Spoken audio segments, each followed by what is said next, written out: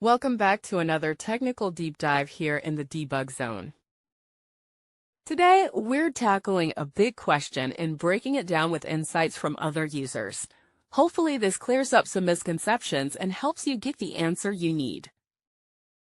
So buckle up, stay a little curious, and let's jump right in.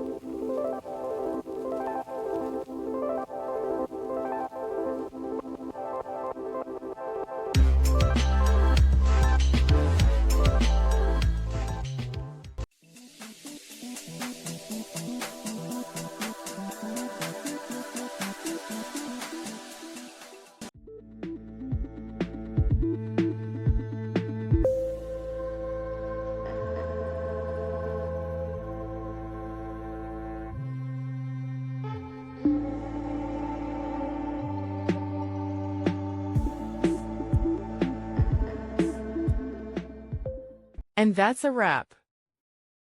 I hope you found the answer you were looking for. If you did, take a second to hit that subscribe button. It really helps out. And let me know in the comments which solution worked best for you. See you next time in the debug zone.